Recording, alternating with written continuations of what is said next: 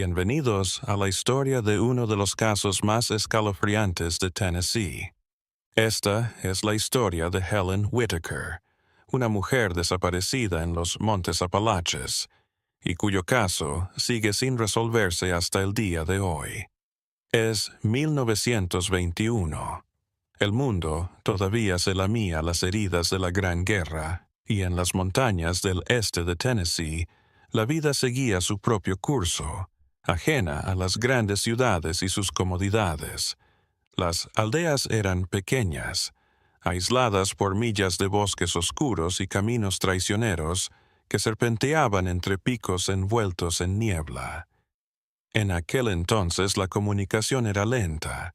Los teléfonos eran escasos y las noticias se propagaban a través de cartas y el boca a boca entre vecinos que podían encontrarse a días de distancia. Tenía 32 años cuando llegó al pequeño pueblo de Cadiz Cove, en el condado de Blount. Había llegado desde Knoxville, la ciudad más cercana de tamaño decente, huyendo de la vida que había dejado atrás. Poco se sabía de su historia. Era callada, atenta, pero distante. Los aldeanos hablaban de ella como una mujer frágil, de cabello oscuro siempre recogido en un moño y mirada pesada.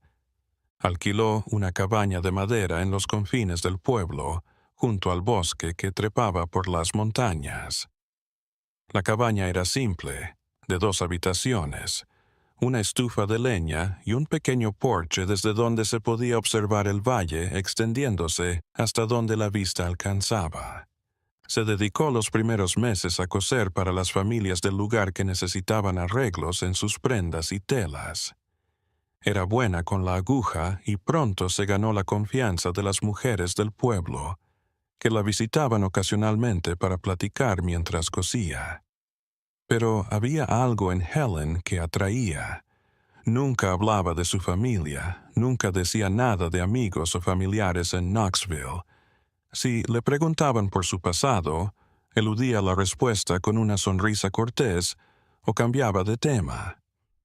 Por la noche, las luces se encendían en su cabaña hasta muy tarde, y algunos vecinos juraban haber oído llantos desde allí en noches de tormenta, cuando el viento ululaba entre los pinos y la lluvia golpeaba contra los tejados de madera. A finales de septiembre de ese año, algo cambió. Helen empezó a comportarse de forma extraña. La dueña de la tienda de comestibles local, Martha Green, se percató de que Helen estaba adquiriendo provisiones en cantidades extrañas: harina, alimentos enlatados, velas, queroseno. Siempre pagaba en efectivo, billetes arrugados que sacaba de una bolsita de cuero que llevaba cosida al cuerpo. Martha dijo a otras mujeres del pueblo que Helen parecía asustada, mirando por encima del hombro como si esperara que alguien saliera de las sombras. El 3 de octubre, Helen se presentó en la casa del reverendo Thomas Mallister, el líder espiritual de la comunidad. Era un hombre rudo, de barba gris y mirada firme, reconocido por su rigor moral y dominio sobre los habitantes. Helen le exigió verlo en privado. Se encerraron en la pequeña oficina al lado de la iglesia de madera durante casi 2 horas. Cuando salieron, el reverendo estaba temblando y Helen estaba llorando. Nadie supo qué se dijeron. El reverendo Mallister se llevó el secreto a la tumba cuando murió años después, siempre rehusándose a hablar sobre el incidente. 3 días después, Helen Whitaker desapareció. Simplemente desapareció. Nadie la vio irse. Sus cosas estaban en la cabaña, la puerta sin llave, la cama tendida, la estufa apagada. No había signos de lucha, nada que indicara que hubiera sucedido nada violento. Fue como si se hubiera levantado y hubiera salido de su vida, dejándolo todo atrás. Los aldeanos encontraron raro que no apareciera en 2 días, pero no fue hasta el tercero que alguien fue a revisar su cabaña. Martha Green y su marido, junto con otros 2 hombres del pueblo, irrumpieron y encontraron todo tal como Helen lo había dejado. En la mesa de la cocina, una carta, una sola hoja de papel doblada por la mitad, sin dirección, sin destinatario. Las palabras grabadas allí eran enigmáticas, perturbadoras. Helen había dejado una nota diciendo que ya no podía más con sus secretos, que las montañas la llamaban y que hallaría la paz en ellas. No daba nombres, no daba explicaciones, solo se disculpaba con quien leyera aquello. La misiva finalizaba con una frase que resonaría en la mente de quienes la leyeron. Ellos saben dónde estoy y ya no puedo correr más. Las autoridades del condado de Blount fueron alertadas. El sheriff local, William Hodges, llegó a Cades Cove la mañana siguiente con 2 adjuntos. Revisaron la cabaña de arriba a abajo, cada habitación, cada cajón, cada rincón. Hallaron ropa doblada, algunos libros, material de costura en una canasta de mimbre y algo de dinero debajo del colchón. No había indicios de a dónde podría haber ido Helen o lo que le podría haber ocurrido. El sheriff Hodges mandó batidas por los caminos que subían a las montañas. Partidas de aldeanos peinaron los bosques durante días. Siguieron antiguos senderos de cazadores, revisaron cabañas abandonadas, exploraron cuevas locales. Los Apalaches eran brutales en esa época del año. El otoño estaba avanzado. Las temperaturas bajaban en picado por la noche y la espesura del bosque hacía imposible cualquier búsqueda. Después de una semana, no había señales de Helen. El caso comenzó a llamar la atención fuera de la pequeña comunidad. El periódico de Knoxville, The Knoxville Sentinel, informó sobre la desaparición. Se distribuyó la descripción de Helen, mujer de estatura media, pelo castaño, ojos marrones, vista por última vez con un vestido gris y un chal de lana. Se mandaron preguntas a pueblos cercanos, pero nadie la había visto. Era como si Helen Whitaker hubiera sido engullida por la tierra. Entonces, comenzaron las primeras teorías. Algunos pensaban que Helen simplemente se había ido, tal vez de regreso a Knoxville o a otro estado, pero eso no explicaba por qué dejaría atrás dinero y posesiones. Otros sospechaban algo más oscuro. Se decía que Helen huía de alguien, que tal vez un exmarido maltratador o alguna figura peligrosa de su pasado la había encontrado en las montañas. La última línea de su misiva avivó estas teorías. El reverendo Mallister fue interrogado una y otra vez sobre lo que Helen le había revelado en su encuentro privado. Él se quedó callado, invocando el secreto de confesión. Esto solo alimentó las sospechas. ¿Qué podría ser tan grave que ni siquiera mencionara la desaparición de alguien? Martha Green, la propietaria de la tienda, comenzó a contar sus propias historias a cualquiera que quisiera escuchar.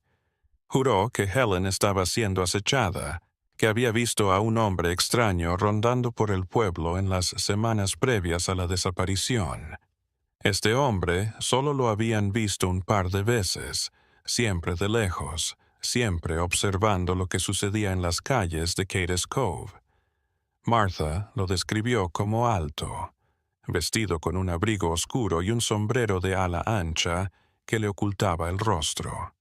Nunca hablaba, nunca entraba a ningún lugar. Aparecía, miraba y desaparecía. Nadie más en el pueblo pudo corroborar estos avistamientos, y algunos pensaron que Martha se estaba imaginando cosas. Pero algunos lo tomaron en serio. El sheriff Hodges trató de seguir esa pista. Telegrafió a las autoridades de Knoxville en busca de cualquier fugitivo o sospechoso que pudiera estar relacionado con Helen Whitaker. Las respuestas fueron vagas, inútiles. No tenía antecedentes penales, ni policiales, ni denuncias. Era como si nunca hubiera existido oficialmente antes de llegar a Cades Cove, lo cual era extraño. Todos dejaban rastro, todos dejaban huella, pero Helen era una sombra, una persona que había vivido fuera de los registros. Y mientras tanto, las historias comenzaron a rodar por las montañas entre los más ancianos. Ancianos narradores, sentados en los porches al atardecer, contaban historias de desapariciones pasadas en aquella tierra. Hace décadas, otros se habían perdido en los bosques apalaches. Algunas eran accidentes, gente que se perdía y moría de frío o de hambre.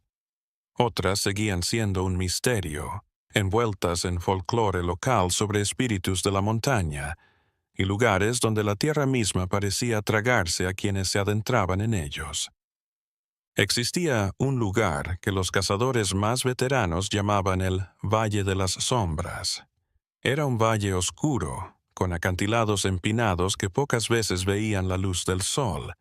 Se decía que algo andaba mal en aquel lugar, que los animales lo evitaban, que los pájaros no cantaban en sus árboles.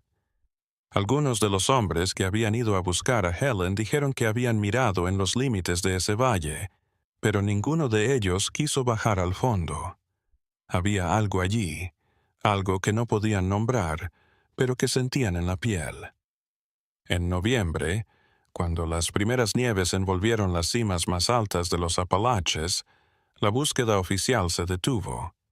El sheriff Hodges dijo que no había nada más que pudieran hacer hasta la primavera, cuando el deshielo les permitiría buscar en áreas a las que no podían llegar en invierno.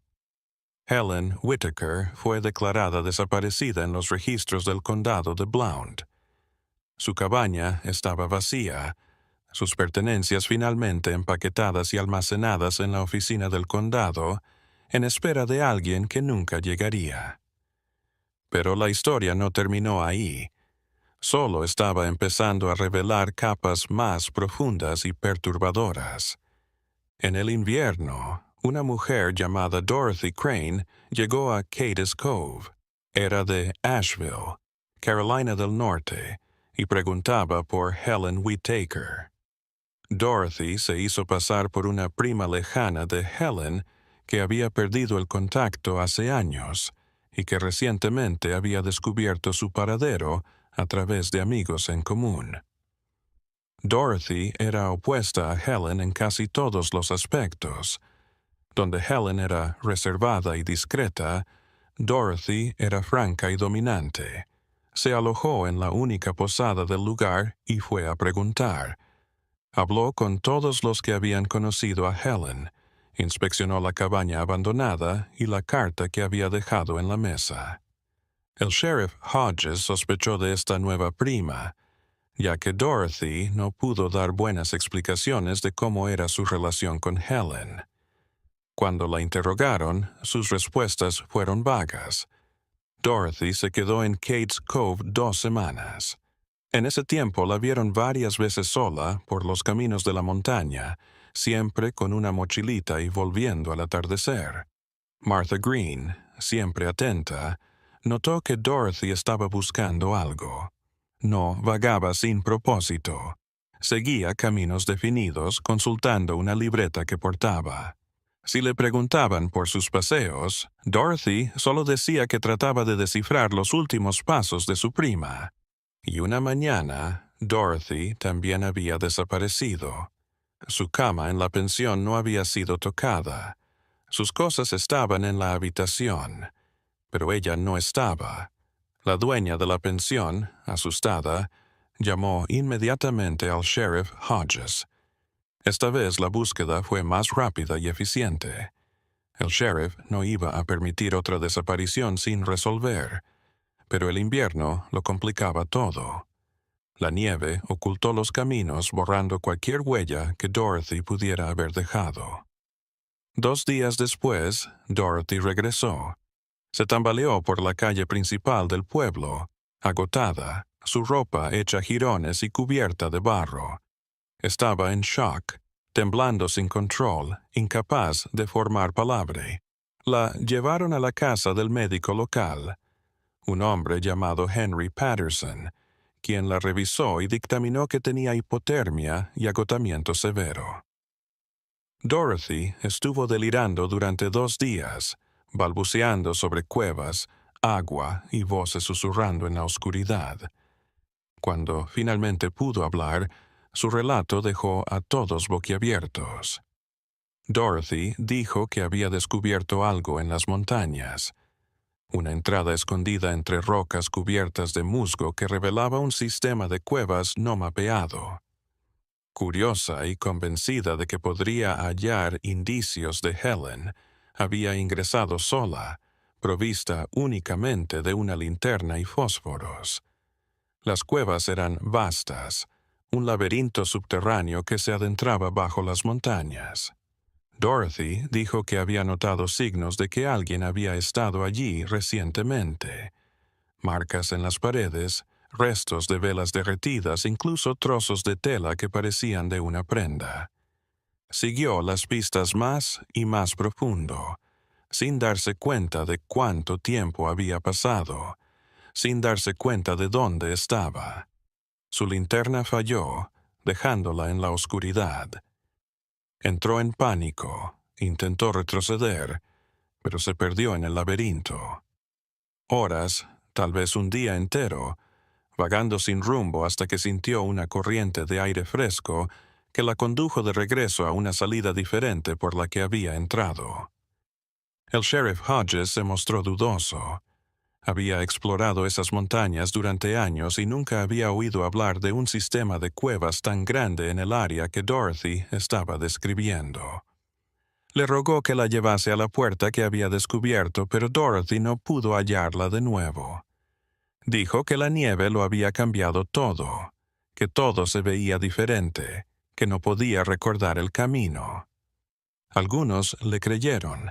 Otros pensaron que era una historia inventada para excusarse por ser tan imprudente como para ir sola a las montañas en invierno. Pero había algo en la manera en que Dorothy lo contaba que parecía cierto. El auténtico terror en sus ojos, la forma en que sus manos temblaban al describir la oscuridad de las cuevas, la certeza de que había descubierto pruebas de la presencia de Helen allí abajo. Martha Green, que se había encariñado con Dorothy, se creyó todo. Ella misma comenzó a preguntarse si no habría más secretos en aquellas montañas de lo que nadie sospechaba. Dorothy Crane abandonó Cades Cove una semana más tarde, pero antes de partir hizo algo inusual. Localizó al reverendo Mallister y solicitó hablar con él en privado, tal como lo había hecho Helen meses atrás. La charla fue más corta, media hora, y cuando salieron, ambos parecían haber llegado a un entendimiento silencioso.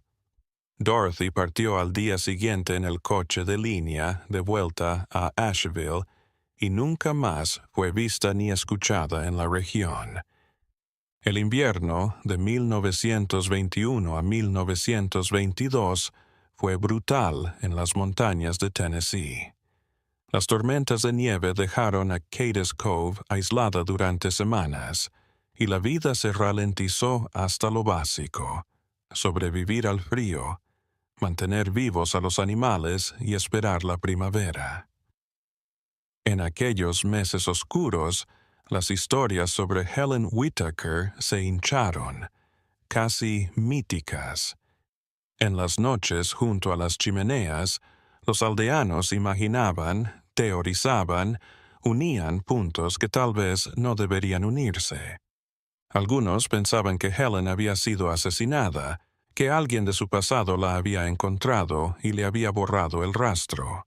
Otros creían que había desaparecido voluntariamente, que había planeado su partida y ahora vivía bajo una nueva identidad en algún lugar lejano. Y todavía había algunos que murmuraban cosas más oscuras, sobre las montañas mismas que reclamaban a Helen, sobre poderes antiguos que acechaban en los valles profundos y en las cuevas olvidadas. Cuando llegó la primavera de abril de 1922, el sheriff Hodges reabrió la búsqueda. Esta vez trajo consigo refuerzos de Knoxville. hombres experimentados en cavernas y rastreo en la naturaleza. Se trataba de hallar la cueva que Dorothy había mencionado. Si era real, podría tener información sobre qué le había sucedido a Helen. Durante 3 semanas, los equipos peinaron las montañas alrededor de Cades Cove, revisando cada hendidura en las rocas, cada agujero que pudiera ser la entrada a túneles subterráneos.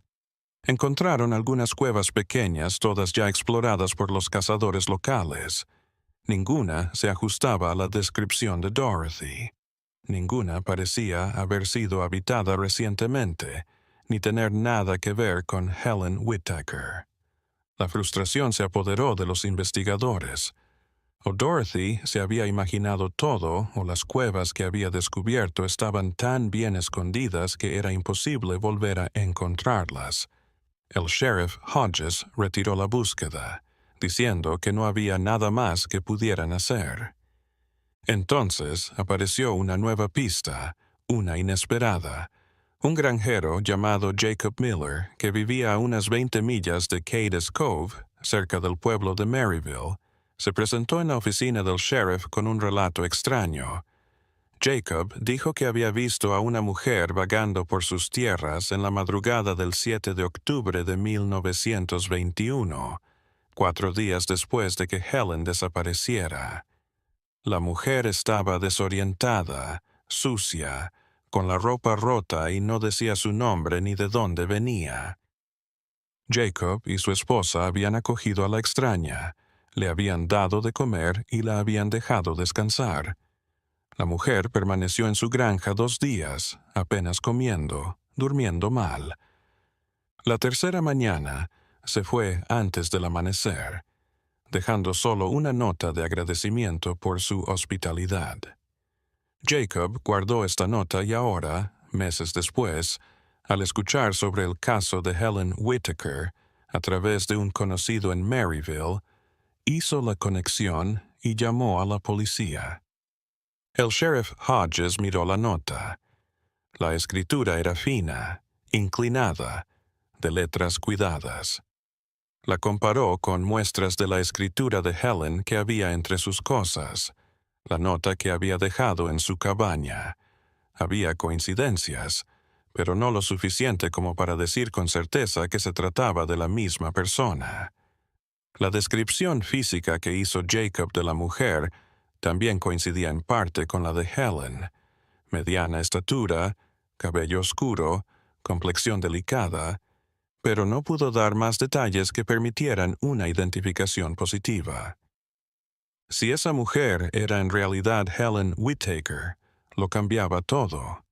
Significaba que había sobrevivido al menos unos días tras su desaparición, que había recorrido muchos kilómetros por las montañas y que estaba consciente y podía escribir. Pero, ¿a dónde fue tras salir de la granja Miller? ¿Por qué no acudió a la policía? ¿Por qué corría y corría? ¿De qué huía?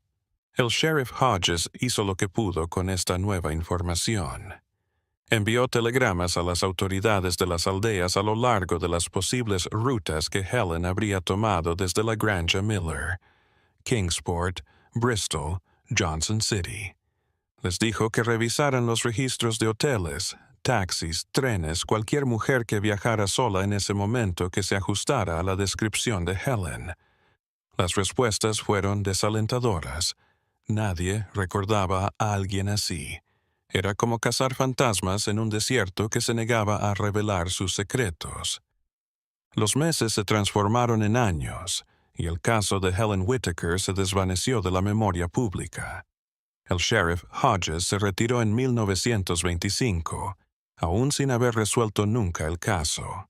Su sucesor, un hombre más joven llamado Robert Coleman, heredó los archivos del caso, pero tenía otras cosas en mente. Los años 20 trajeron cambios rápidos incluso a lugares remotos como Cades Cove.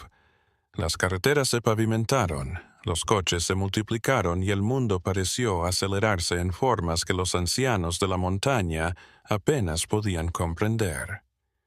En 1928, algo increíble ocurrió. Una mujer llamada Margaret Foster se comunicó con las autoridades del condado de Blount por medio de una carta desde Chicago, Illinois. Margaret decía saber algo sobre Helen Whittaker. Escribió que había conocido a Helen años atrás cuando ambas trabajaban en un hospital en Nashville, Tennessee, antes de la Gran Guerra.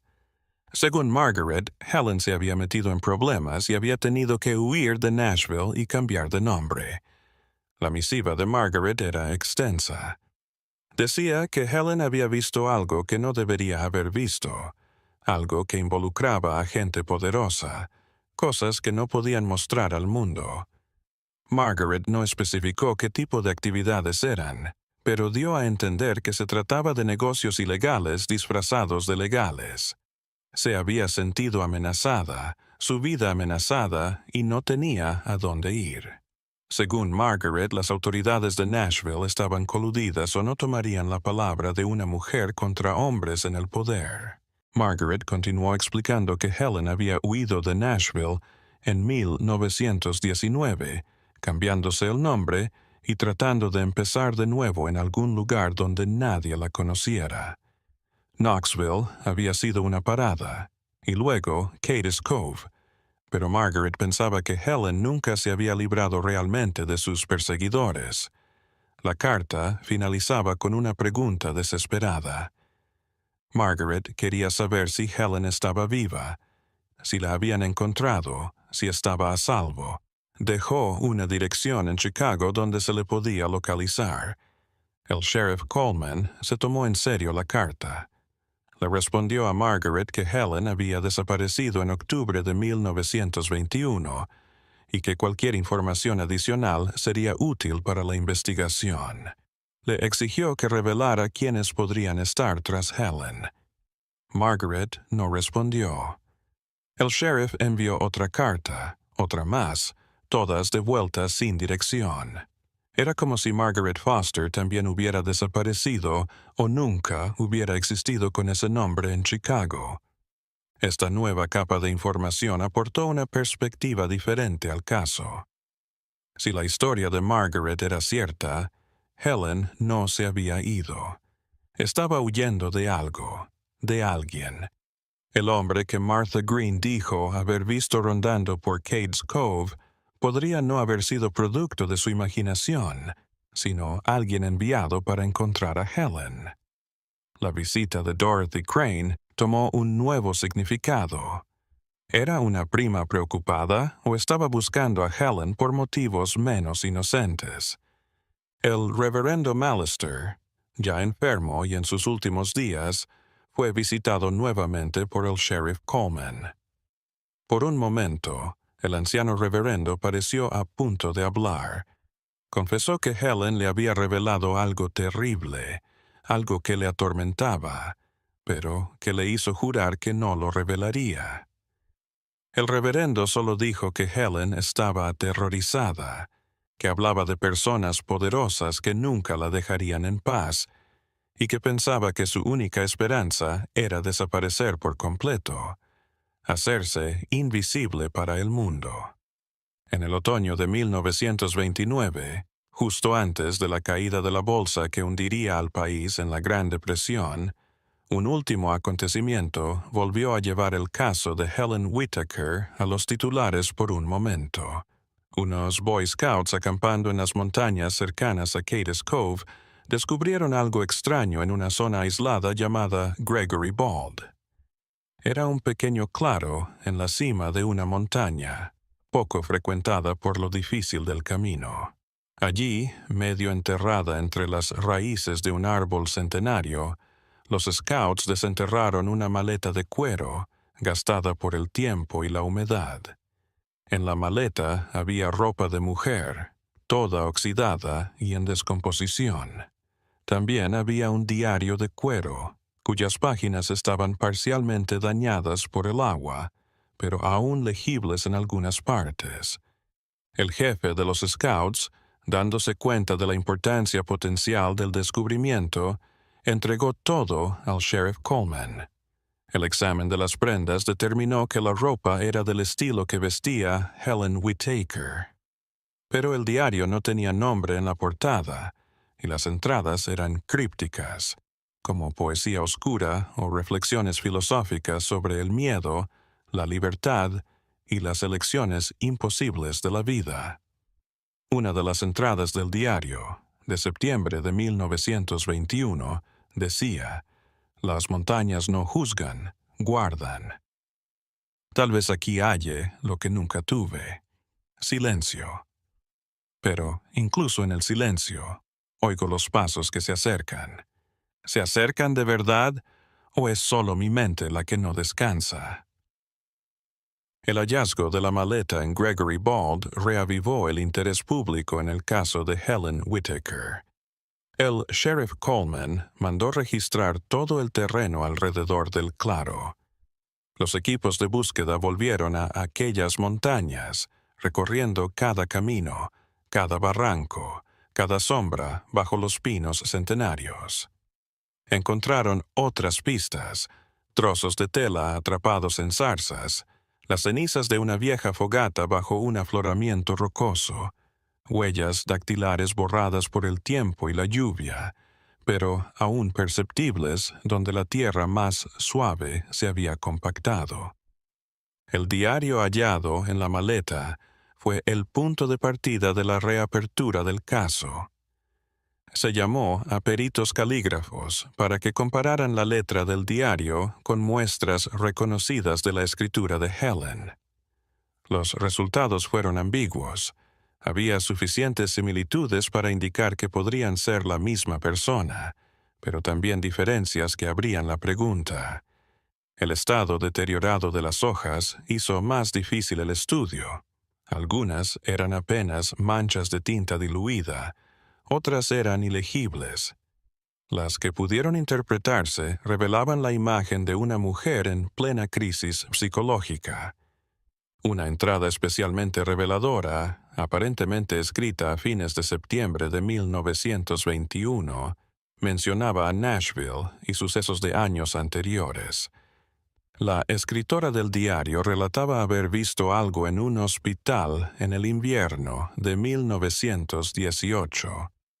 En plena pandemia de gripe española que arrasó el país, escribía sobre vidas manipuladas, sobre decisiones médicas dictadas por motivos económicos y políticos.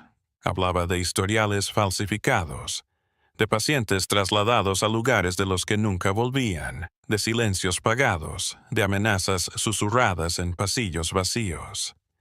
La coincidencia con la carta de Margaret Foster no podía ignorarse. Si el diario era de verdad de Helen, entonces Margaret había estado diciendo la verdad sobre su pasado en Nashville. El sheriff Coleman envió telegramas a las autoridades de Nashville pidiendo ver los registros del hospital de ese tiempo. La respuesta fue burocrática y decepcionante. Gran parte de los archivos de esa época se habían perdido o destruido durante los años de la pandemia. Los hospitales estaban llenos, la documentación era incompleta y todo era tan caótico que sería imposible confirmar las denuncias concretas del periódico. Pero Coleman no se rindió. Se dirigió personalmente a Nashville en noviembre de 1929 y decidió investigar por sí mismo. Se pasó 2 semanas en la ciudad, entrevistando a antiguos directivos de hospitales, enfermeras que habían trabajado durante la pandemia, médicos que aún recordaban aquellos días oscuros. La mayoría se negaba a discutir abiertamente cualquier anomalía, pero unos pocos reconocieron en privado que se habían producido incidentes extraños. Los fondos se desviaban, los medicamentos desaparecían, los pacientes ricos recibían tratamiento preferencial, los demás eran abandonados a su suerte. Un médico retirado, que pidió permanecer en el anonimato, le dijo algo escalofriante al sheriff Coleman. Se acordó de una enfermera que había denunciado en 1918 un supuesto fraude en certificados de defunción y herencias. Esta enfermera había sido rápidamente desacreditada, tachada de loca y despedida. No recordaba su nombre, pero creo que era algo como Helen o Ellen. Había desaparecido de Nashville poco después de ser despedida y nunca más había oído de ella. Coleman volvió a Cades Cove con más preguntas que respuestas. La telaraña que envolvía a Helen Whitaker era más intrincada de lo que podía imaginar. No era solo una mujer desaparecida en las montañas. Era una historia de corrupción, miedo, persecución y secretos que muchas personas parecían decididas a proteger. Empezó a entender por qué el reverendo Mallister se había callado. Lo que Helen había traído consigo era peligroso, y hablar de ello podría desatar quién sabe qué. En el invierno de 1929 a 1930, mientras la economía estadounidense se derrumbaba y millones perdían sus ahorros, Coleman seguía trabajando en el caso en secreto. Revisó cada papel, cada declaración, cada pieza de evidencia que había reunido a lo largo de los años. Trazó una línea de tiempo, tratando de rastrear los pasos de Helen desde Nashville hasta Cades Cove, y luego tratando de reconstruir lo que podría haber sucedido durante esos fatídicos días de octubre de 1921. La granja Miller, la posible esposa que Jacob había albergado, las cuevas que Dorothy decía haber encontrado, la maleta que había descubierto en Gregory Bald, todo tenía que encajar. Coleman formuló una teoría. Pensé que Helen había fingido su muerte, pero no como suicidio en las montañas, como todos habían supuesto al principio. Estaba fingiendo mi muerte o desaparición en el bosque para que todos pensaran que estaba muerto o perdido, cuando en realidad estaba escapando para comenzar de nuevo. La carta en su cabaña era parte de la farsa. La maleta en Gregory Bald también. Había dejado intencionalmente estas pistas, en anticipación de que serían descubiertas, consolidando la historia de su desaparición. Pero algo había fallado en el plan de Helen. Tal vez el hombre enigmático que Martha Green había avistado era real. Tal vez la había alcanzado antes de que pudiera escapar. O tal vez Dorothy Crane no era una prima preocupada, sino una espía enviada a encontrarla. Lo de las cuevas podría haber sido una distracción, una manera de ganar tiempo mientras buscaba a Helen en otro lugar. O tal vez Dorothy era sincera, pero su aparición le hizo saber a Helen que la estaban rastreando y tuvo que improvisar. El sheriff Coleman compartió su teoría con pocos, temiendo que si salía a la luz demasiado pronto, alertaría a cualquiera que todavía estuviera buscando a Helen si todavía estaba viva. Se confió en Martha Green, ahora una anciana, pero todavía alerta. Martha compartió algo que nunca antes había revelado. Recordó que la última vez que había visto a Helen, unos días antes de su desaparición, había comprado provisiones de viaje inusuales, no solo comida, sino también un mapa local, cuerda, una linterna de aceite nueva, fósforos adicionales. Era como si se estuviera preparando para un largo y peligroso viaje. Martha añadió que Helen también había preguntado por caminos a Kentucky, por la forma de alcanzar los pueblos mineros en la línea de Tennessee/Kentucky. En el momento, Martha no le había prestado atención, pensando que solo era curiosidad, pero ahora, con todo lo que sabían, esa pregunta tomaba un significado diferente. Los pueblos mineros eran sitios donde uno podía desaparecer, donde nadie preguntaba por el pasado, donde el flujo constante de trabajadores hacía casi imposible seguirle el rastro a alguien. Coleman inició una nueva línea de investigación. Les escribió cartas a los sheriffs de ciudades como Harlan, Middlesboro y Pineville, Kentucky. Les dio la descripción de Helen y les pidió que revisaran si alguna corresponsal femenina había aparecido en el área entre octubre de 1921 y los meses siguientes. Las respuestas se hicieron esperar, y cuando llegaron, la mayoría eran negativas o inciertas. Solo una respuesta dio una pista. El sheriff de Harlan, Kentucky, llamado Daniel Watts, respondió que en noviembre de 1921, una mujer que se hacía llamar Ellen Walsh había llegado al pueblo y había conseguido trabajo como cocinera en una pensión que atendía a mineros de carbón. La descripción que dio era sorprendentemente parecida a la de Helen Whitaker. Estatura media, morena, unos 30 años, discreta. Ellen Walsh se desempeñó en la pensión durante aproximadamente 5 meses, permaneciendo discreta y evitando interacciones innecesarias. En abril de 1922 abandonó Harlan sin decir adiós, llevándose solo una pequeña maleta con sus pertenencias. Coleman sintió que se estaba acercando a la verdad. Ellen Walsh podría ser un alias de Helen Whitaker. Las iniciales eran distintas, pero los nombres sonaban parecidos, lo que pudo ser deliberado para facilitar la adaptación a la nueva identidad. El calendario también era perfecto. Si Helen había salido de la Granja Miller a principios de octubre y viajado al norte por las montañas, podría haber llegado a Harlan en cuestión de semanas. 5 meses allí le habrían permitido ahorrar y planear su próximo movimiento. El sheriff Coleman fue a Harlan en mayo de 1930. El pueblo era rudo, un pueblo de carbón, con calles polvorientas y aire de trabajo constante y peligro. Las minas habían convertido la zona en un centro económico, pero también en un lugar de accidentes y de poco valor por encima de la capacidad de trabajar.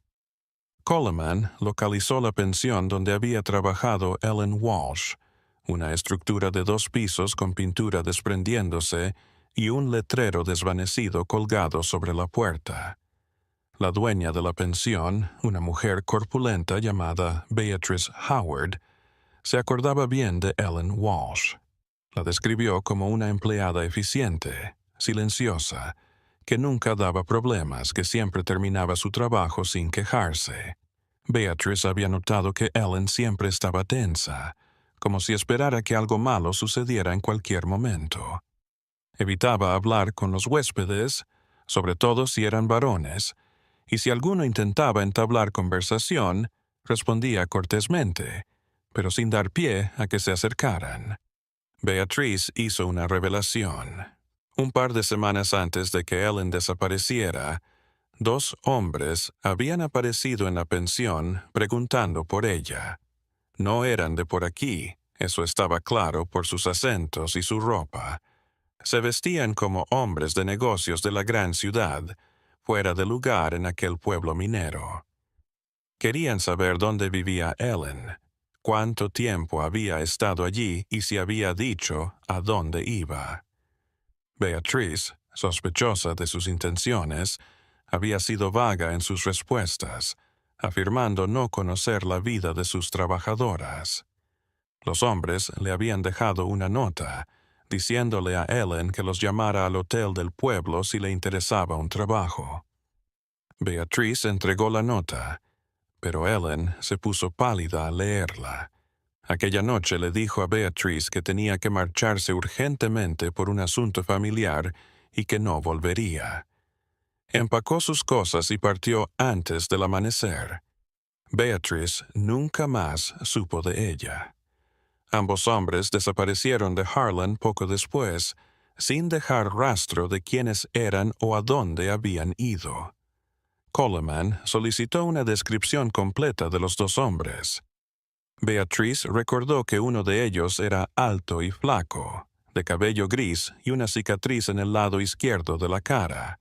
El otro era más bajo, más joven, con gafas de montura dorada y una postura rígida, Ninguno de ellos había dado sus nombres reales, solo señor Thompson y señor Roberts al saludar. El hotel en el que se habían hospedado ya no guardaba archivos de aquella época. Un incendio había destruido parte del archivo 2 años atrás. El viaje de Coleman a Harlan confirmó sus temores más oscuros. Helen Whittaker no huía de fantasmas. Gente real, armada y decidida, la había perseguido a través de estados durante años. Había escapado de Nashville, de Knoxville, de Cadiz Cove, incluso de Harlan, pero ¿a dónde había ido después? ¿Cuánto tiempo más podría huir de unos perseguidores que claramente tenían los medios para encontrarla donde quiera que fuera? De vuelta en Tennessee, Coleman se sumergió más en la historia. Se puso a investigar quién querría callar a Helen para siempre. Las notas del diario describían planes en la pandemia de gripe española. Coleman escudriñó periódicos de Nashville de 1918 y 1919 en busca de escándalos relacionados con hospitales o médicos.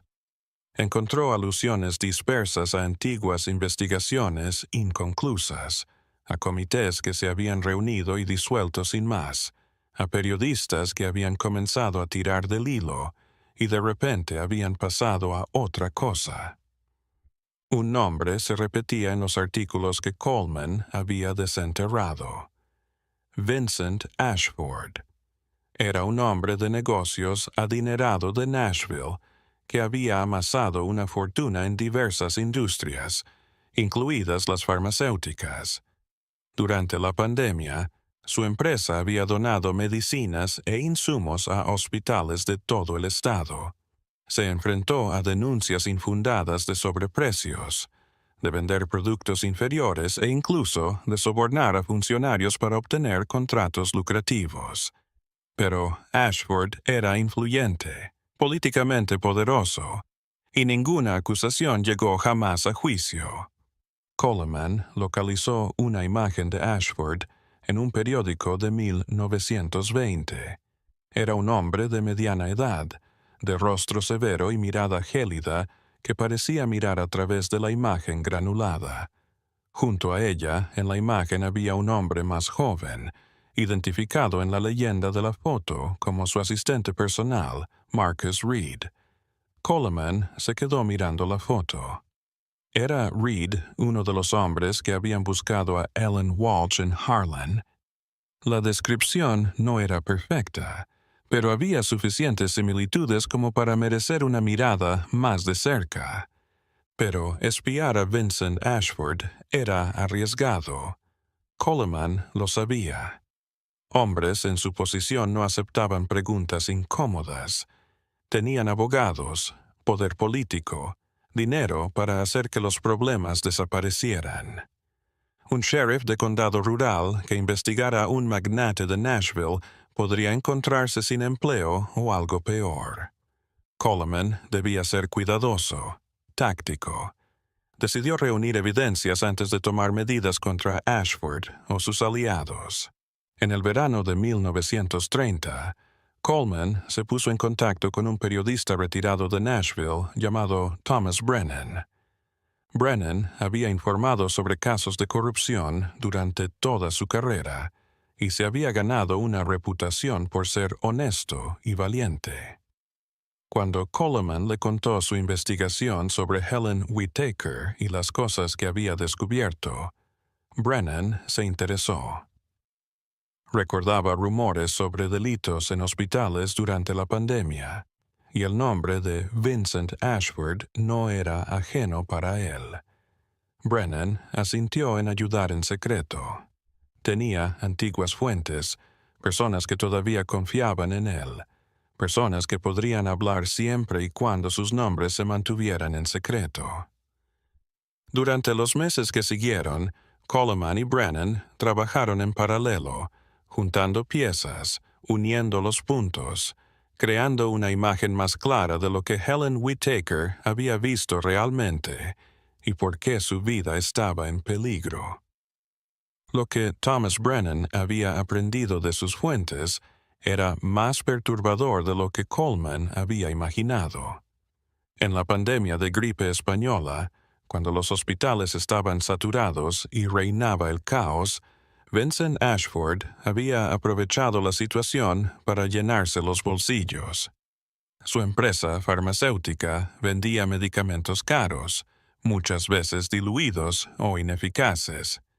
Pero eso era solo la cima del iceberg de un plan mucho más oscuro.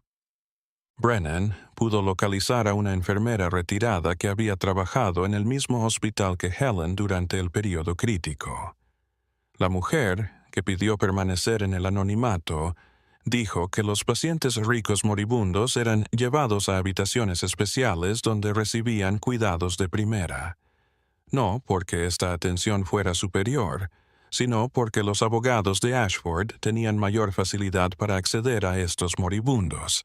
Se cambiaban testamentos en las últimas horas de vida, con testigos dudosos y firmas de personas que ya no estaban en condiciones de entender lo que firmaban. La enfermera relató cómo Helen Whitaker había empezado a sospechar de tales prácticas. Tenía acceso a los archivos y había empezado a identificar algunas cosas raras, pacientes que llegaban con ciertos valores declarados en la admisión y salían muertos con testamentos dejando grandes partes de sus herencias a organizaciones benéficas secretamente controladas por las empresas de Ashford. Las familias de estos pacientes a menudo impugnaban estos testamentos, pero perdían en la corte, donde los jueces parecían inexplicablemente parciales hacia Ashford. Helen había cometido el error de quejarse a la dirección del hospital. Prometieron investigar, pero en lugar de eso, ella se convirtió en la sospechosa. Las pruebas que había recolectado desaparecieron de su casillero. Los compañeros que antes la saludaban la esquivaban. Le llegaron amenazas anónimas, notas encontradas en su abrigo que decían que sería mejor que cerrara la boca. Cuando intentó informar a la policía local, se encontró con que nadie quería escuchar denuncias contra un hombre tan respetado como Vincent Ashford. Las cosas empeoraron.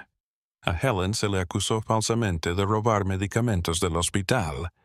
Antes de ser capturada, escapó de Nashville y finalmente se dio cuenta de que se había convertido en una amenaza que debía ser eliminada.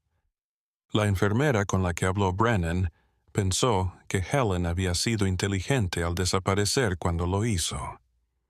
Otra persona que había tratado de revelar a Ashford años atrás había muerto en circunstancias sospechosas, catalogada como suicidio, pero todos los que lo conocían sabían que nunca se habría suicidado. Coleman asimiló la noticia con rabia y determinación. Helen Whitaker no era una criminal, no era una loca. Era una testigo, una que había visto la corrupción en su forma más podrida y había tratado de hacer lo correcto. Por eso su vida había explotado, obligándola a vivir como una fugitiva, siempre vigilante, sin poder confiar en nadie. La injusticia era sofocante. Pero Coleman también captó la realidad pragmática. Incluso con todo lo que Brennan había desenterrado, no tenían suficiente para llevarlo ante un tribunal. Los testigos anónimos no serían admitidos, los documentos habían desaparecido hace años y Ashford tenía abogados que destruirían cualquier caso en su contra, y Helen aún estaba desaparecida. Sin ella, para declarar, no habría caso. En diciembre de 1930, Coleman recibió una carta. No tenía remitente, estaba lacrada en cera roja y había sido enviada por correo desde Louisville, Kentucky.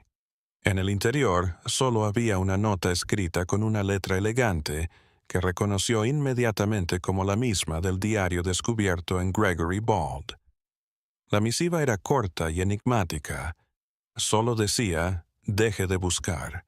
Algunas verdades son demasiado peligrosas para ser reveladas. He elegido mi paz. Déjeme que la sostenga. Coleman se quedó helado. Si esta carta era de verdad de Helen Whittaker, estaba viva. Sabía que la buscaban y quería permanecer oculta. Se había hecho una nueva vida en otro lugar, con otra identidad, y no deseaba ser localizada. El mensaje era claro. Su investigación estaba amenazando la seguridad que Helen había construido con tanto esfuerzo. El sheriff pasó días en conflicto.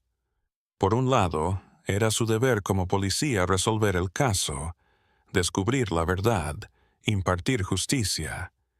Pero si Helen quería permanecer oculta, si finalmente había encontrado alguna forma de paz después de todos esos años huyendo, ¿qué derecho tenía él de arrebatarle eso? Y estaba la parte práctica. Si seguía husmeando y llamaba demasiado la atención, podría llevar sin querer a los cazadores de Helen directamente a ella. Coleman mostró la misiva a Thomas Brennan. El periodista captó el problema de inmediato. Se quedaron hablando un buen rato sobre qué hacer. Brennan propuso que tal vez lo mejor fuera registrar todo lo que habían aprendido, pero guardar esa información de forma segura y revelarla solo si y cuando fuera seguro hacerlo. Así no se perdería del todo la verdad, pero Helen podría estar a salvo. Coleman se sumó a esta postura. Armó un archivo completo con todo: declaraciones, copias de documentos, fotografías, la carta de Margaret Foster, extractos del diario, informes de viaje a Nashville y Harlan, conexiones con Vincent Ashford, todo. Este documento se selló y se depositó en la caja fuerte del banco local, con instrucciones de que solo se abriera tras su fallecimiento o en condiciones específicas que él mismo detalló en la documentación legal. Ante la prensa, Coleman dijo que la investigación de Helen Whittaker se había enfriado. Sin nuevos avances o evidencia, el caso quedaría abierto pero suspendido. Los periódicos sacaron pequeñas notas al respecto, y el interés público, ya mermado por los años y la crisis económica por la que atravesaba el país, se esfumó. El caso de Helen Whittaker se cerró, otro caso sin resolver en las montañas de Tennessee, pero Coleman nunca dejó de escuchar por completo. Durante los años siguientes, a veces recibía pequeñas señales que pensaba que eran de Helen. En una ocasión, en 1932, encontró una rosa roja anónima en su despacho, sin nota alguna. En 1934 le llegó una donación anónima para el Fondo de Ayuda a Familias Necesitadas que él dirigía, desde otra ciudad de Kentucky. Coleman decidió interpretarlos como maneras de Helen de decir que estaba bien, que apreciaba sus intentos de entenderla y que había encontrado alguna clase de vida por la que valía la pena vivir. Vincent Ashford continuó floreciendo. Su presencia se expandió aún más en la década de 1930, llegando a nuevos mercados y multiplicando su fortuna. Murió en 1945.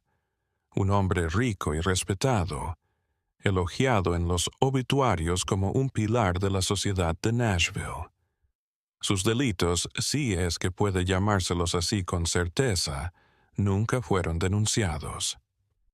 Su ayudante, Marcus Reed, heredó parte del imperio de Ashford y vivió cómodamente hasta su muerte en 1958.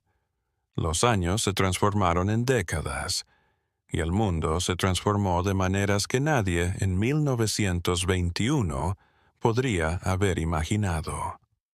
La Gran Depresión dio paso a la Segunda Guerra Mundial, que dio paso a la prosperidad y el cambio social. Los Apalaches, que una vez fueron tan aislados, se unieron al resto del país por carreteras pavimentadas y líneas telefónicas.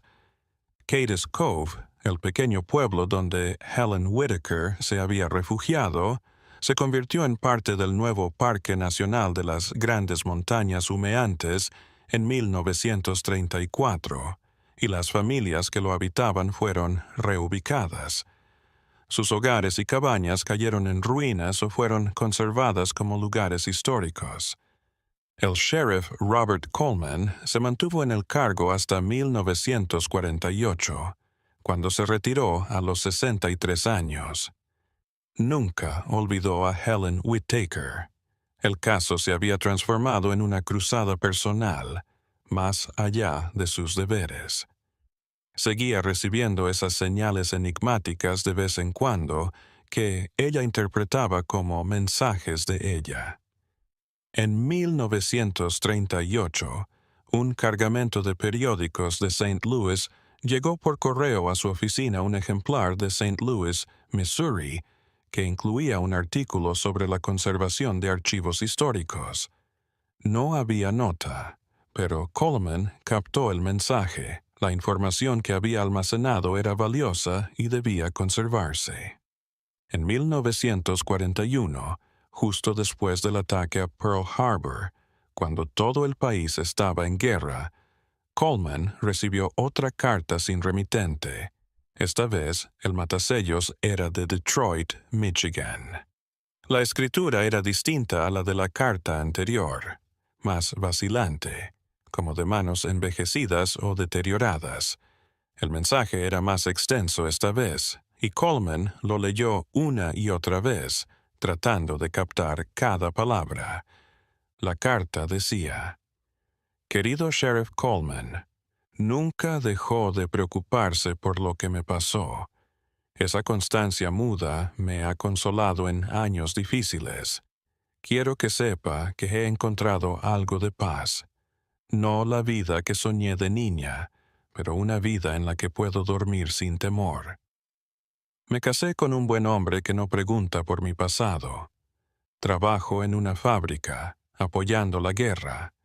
Tengo amigos que no saben mi nombre. Es una vida basada en engaños, pero son engaños que me mantienen viva y razonablemente feliz. Los fantasmas del pasado aún me visitan en sueños de vez en cuando, pero están más lejos ahora.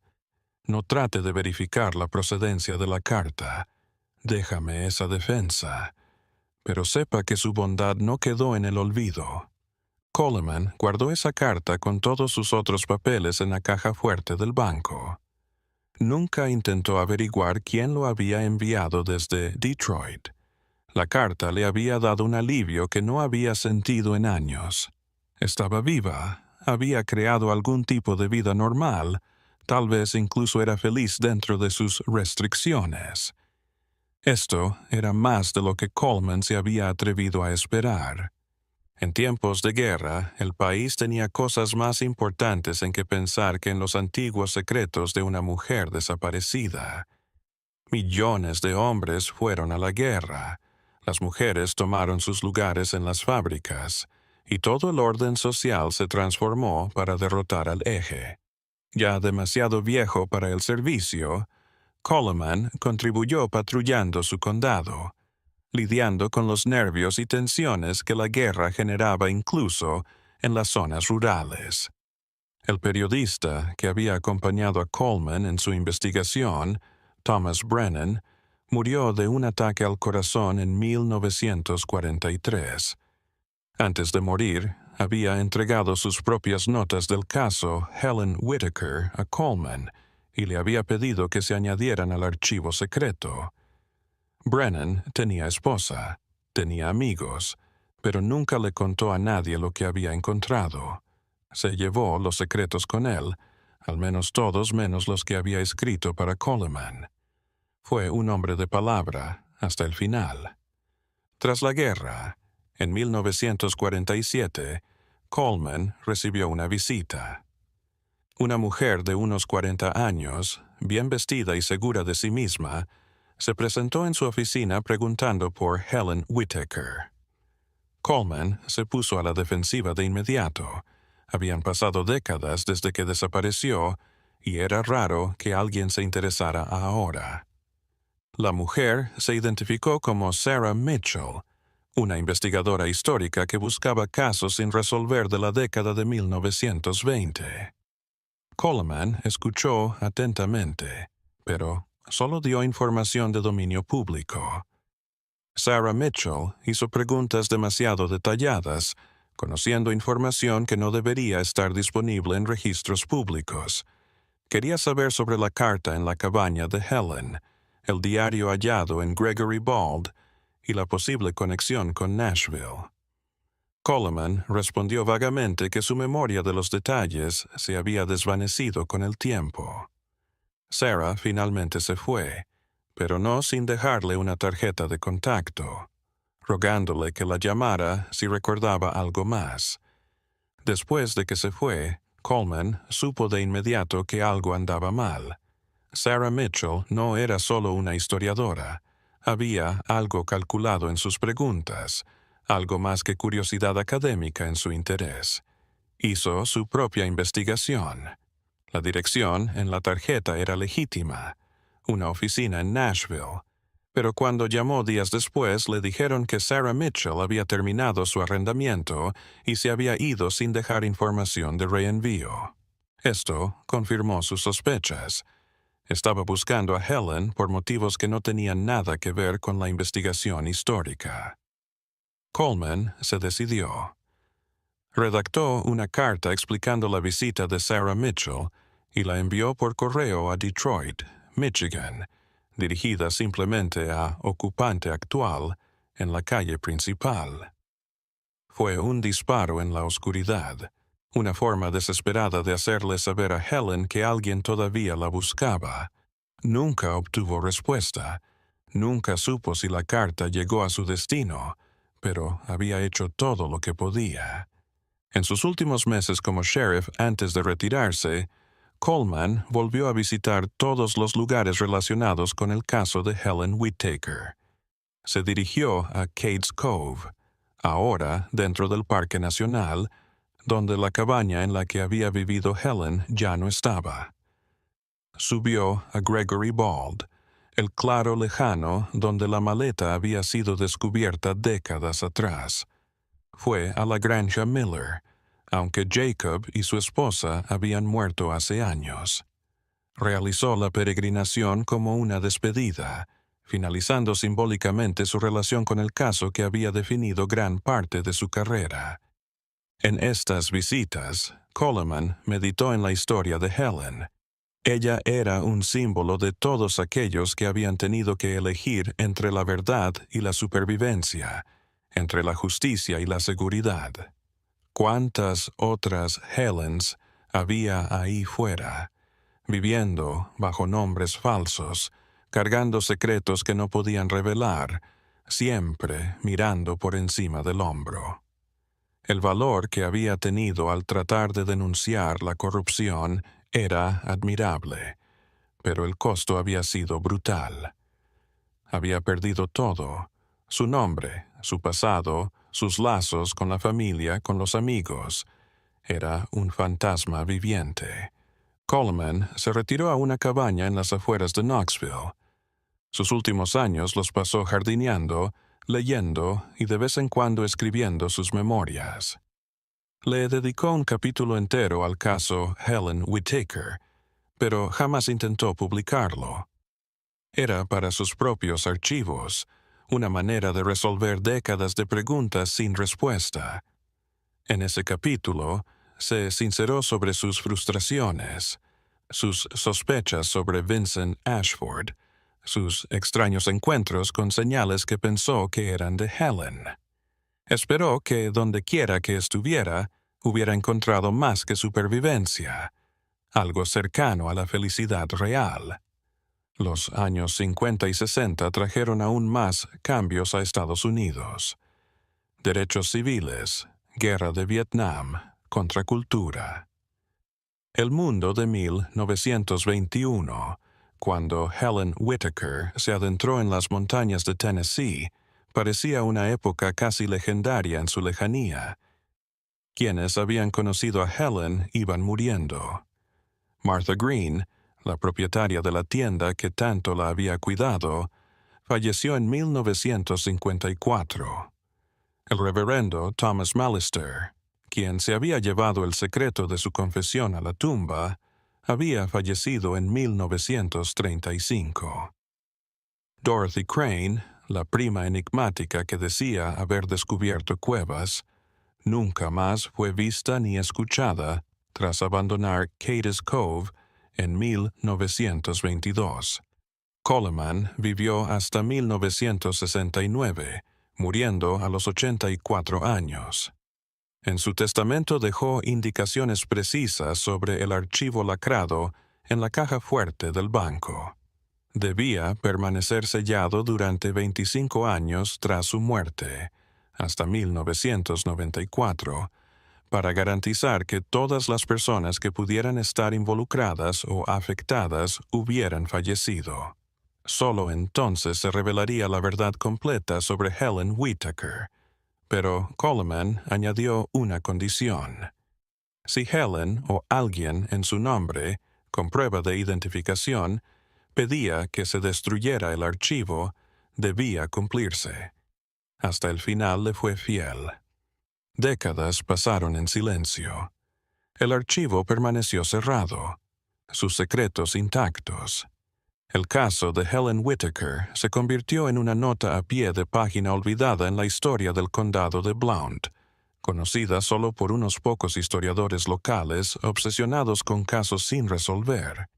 A veces, algún estudiante universitario que anduviera rebuscando en archivos polvorientos tropezaba con el caso y se interesaba, pero sin acceso a los archivos sellados no podían llegar muy lejos. Cuando llegó 1994, 25 años después de la muerte del sheriff Robert Coleman, el archivo sellado fue abierto. Según sus deseos testamentarios, el banco había pasado de manos en manos a lo largo de las décadas, pero los gerentes habían honrado sus términos. La caja fuerte se abrió en presencia de un notario, un miembro de la Sociedad Histórica del Condado de Blount y un abogado designado para supervisar la apertura. Lo que descubrieron en el interior fue alucinante. Cientos de páginas de documentación, fotografías amarillentas por el tiempo, cartas antiguas, el diario hallado en Gregory Bald, informes de investigación escritos a mano por Coleman. La Sociedad Histórica se apoderó de los documentos y comenzó el arduo trabajo de catalogarlos y analizarlos. Enseguida se dieron cuenta de que estaban ante algo mucho más complicado que un simple caso de persona desaparecida. Los documentos destaparon una red de corrupción, persecución y sacrificio de décadas. Los investigadores se emocionaron con las cartas que Helen había estado enviando a Coleman a lo largo de los años, esos escasos contactos que arriesgaba para probar que estaba viva. Un joven historiador llamado David Thornton se encargó de ordenar todo el material en una historia. Durante meses, se sumergió en los archivos, reconstruyendo la cronología, cotejando hechos con registros históricos, intentando separar lo verificado de la especulación. El trabajo era apasionante, agotador. Cada nueva capa descubierta hacía que la historia de Helen Whittaker fuera más triste, más heroica. Aquí había una mujer que había perdido todo por hacer lo correcto, obligada a existir en las sombras para mantenerse alejada de aquellos que deseaban callarla para siempre. Thornton trató de seguir la pista de lo que le había ocurrido a Helen después de aquella última carta de Detroit en 1941. Los anales eran escasos, confusos. Revisó listas de trabajadoras de fábricas de Detroit en tiempos de guerra, buscando mujeres de edad y descripción similares. Había miles, cientos de formas posibles. Podría haber estado llamándose de cualquier manera. Podría haberse mudado nuevamente después de la guerra. Podría haber vivido décadas de vida normal bajo una identidad completamente nueva. Posiblemente incluso teniendo hijos y nietos que nunca supieron la verdad sobre quién era ella. Un hallazgo especialmente intrigante surgió cuando Thornton estaba revisando registros de defunción en Michigan. Encontró a una mujer llamada Eleanor Walsh que había fallecido en Dearborn, Michigan, en 1978, a los 89 años. Si era Helen Whitaker, la edad era la correcta. El apellido Walsh era el mismo que había utilizado como Ellen Walsh en Harlan, Kentucky. Pero no había foto en el archivo, no había datos familiares, no había historial. Eleanor Walsh había sido incinerada. Sus cenizas habían sido esparcidas en un jardín conmemorativo. No había tumba, no había señal. Thornton fue a Dearborn para verlo por sí mismo. Habló con gente del cementerio donde estaba el jardín memorial, con burócratas locales, incluso con ancianos que podrían haber conocido a Eleanor Walsh. Lo que encontró fue frustrantemente vago. Eleanor era una mujer reservada que había trabajado en una biblioteca durante años. Estuvo casada brevemente en la década de 1940, pero enviudó cuando su esposo murió en un accidente industrial en 1952. No había hijos. Había estado sola sus últimas décadas. Tenía pocos amigos. Vivía una vida tranquila y discreta. Una de las bibliotecarias que había trabajado con Eleanor en los años 70 se acordaba de ella. La describió como una mujer educada y refinada que parecía triste, pero que siempre era amable con todos. A Eleanor le gustaba leer libros de historia, en especial sobre Tennessee y los Apalaches. Preguntaba por la conservación de documentos antiguos, por cómo garantizar que las historias no se perdieran. A veces se quedaba mirando por la ventana de la biblioteca, como si viera algo más allá de lo que había delante. La bibliotecaria dijo algo interesante. Meses antes de morir, Eleanor Walsh había donado a la biblioteca una colección de libros antiguos, entre ellos un libro de historia del condado de Blount, Tennessee, de 1923. En ese libro, Eleanor había dejado un marcapáginas, una rosa roja seca, prensada entre sus páginas, conservada durante décadas. La página señalada hacía una pequeña referencia a la comunidad de Cades Cove y su anexión al Parque Nacional de las Grandes Montañas Humeantes. No había nota, no había nada, solo la rosa roja, un testigo silencioso de algo que nunca entendería. Thornton se emocionó al sostener el libro y ver la rosa prensada. Sospechó, aunque nunca pudo probarlo, que Eleanor Walsh era Helen Whitaker. Había pasado 57 años desde que desapareció de Cades Cove, una nueva vida bajo una identidad falsa, sin revelar jamás su secreto, cargando con su pasado como un lastre invisible. Había trabajado, amado, perdido, envejecido y muerto como otros millones, pero, a diferencia de la mayoría, lo había hecho interpretando una mentira necesaria, defendiendo hasta el final a quienes una vez habían amenazado su vida. La rosa roja era especial. Coleman había escrito en sus notas que una rosa roja había sido dejada en su oficina de forma anónima en 1932. Sería demasiada casualidad que Eleanor Walsh, de Michigan, hubiera guardado una rosa roja en un libro sobre Tennessee. Thornton lo consideró una despedida de Helen, una manera de decir que siempre recordaría las montañas que la habían albergado, el pequeño pueblo que la había acogido y al sheriff que se preocupó por proteger su historia cuando no pudo protegerla a ella. En 1997, la Sociedad Histórica del Condado de Blount escribió un informe completo del caso Helen Whitaker, utilizando los papeles de Coleman y la investigación posterior de Thornton. El informe vino acompañado de imágenes, cartas transcritas, análisis históricos sobre la pandemia de gripe española y la corrupción que había surgido durante aquel momento desesperado. Se designó como posible acosador de Helen a Vincent Ashford, aunque todos estaban muertos desde hace décadas.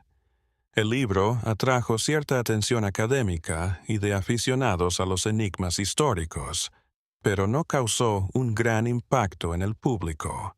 Era una historia demasiado vieja, relacionada con gente muerta hace mucho tiempo. Pero para quienes lo investigaron, el caso de Helen Whittaker fue más que un enigma sin resolver. Se transformó en un símbolo del valor de luchar contra la corrupción, del alto precio que a veces se paga por hacer lo correcto y de la resistencia humana ante lo imposible. Se había quedado sin nombre, sin identidad, sin pasado, pero había sobrevivido. Había aprendido a vivir, a hacer significado, a existir a pesar de todo lo que le habían quitado. Hoy, si vas al Parque Nacional de las Grandes Montañas Humeantes y paseas por Cades Cove, no verás ninguna placa en memoria de Helen Whittaker. No existen placas en su honor. No existe monumento en su memoria. Las montañas siempre guardan sus secretos, como siempre. Pero para quien la conoce, hay algo en esos valles, en esos bosques en los que se ocultó, en esos caminos por los que huyó de fantasmas que nunca dejaron de perseguirla. La cuestión de si Eleanor Walsh era en realidad Helen Whittaker nunca se resolvió por completo. Sin evidencia forense, sin evidencia concluyente. Pero las coincidencias son demasiadas y demasiado concretas como para pasarlas por alto. La edad, la conexión a través de la carta de Detroit, el interés por Tennessee y en concreto por el condado de Blount, la rosa roja preservada, el estilo de vida discreto y reservado. Todo apunta en esa dirección, aunque nunca podemos estar seguros. David Thornton pasó años de su carrera trabajando en el caso. Publicó artículos académicos, dio charlas y asesoró a estudiantes de historia. En cada conversación repetía lo mismo. La historia de Helen Whittaker no es solo un caso sin resolver. Son sistemas de poder en favor de los fuertes en contra de los débiles. Es lo complicado que resulta actuar correctamente cuando aquellos que deben de defender la justicia están coludidos o amedrentados. Son todas aquellas personas que han tenido que elegir entre la verdad y la supervivencia y que eligieron sobrevivir con sus secretos como cicatrices invisibles. Los Apalaches, donde todo empezó en 1921, todavía están ahí. Han visto pasar vidas, dramas, secretos, verdades. Helen Whittaker es solo una de las miles de historias que estas montañas guardan, pero es una historia que merece ser recordada, no solo por los detalles de lo que ocurrió, sino por lo que representa sobre la vulnerabilidad de la justicia y la fuerza necesaria para simplemente sobrevivir cuando todo está en tu contra. Si esta historia le ha conmovido, si se ha preguntado por las decisiones que tuvo que tomar Helen, por la vida que perdió y la que reconstruyó sobre las cenizas de todo lo que perdió, entonces quizá merezca la pena preguntarse cuántas historias más como esta quedan por descubrir, cuántos secretos más permanecen latentes en archivos polvorientos o se llevan en silencio a la tumba por personas que nunca pudieron contar su historia completa. Este es el legado de Helen Whittaker, un recordatorio de que detrás de cada caso sin resolver hay una persona real con temores reales, esperanzas reales y valentía sin reconocimiento. Si has llegado hasta aquí en este recorrido por uno de los casos más escalofriantes y desgarradores de la historia, Comparte este video con alguien que disfrute de este recorrido histórico. Las montañas aún guardan sus misterios, pero podemos prometer que las historias que pudimos recuperar jamás serán olvidadas.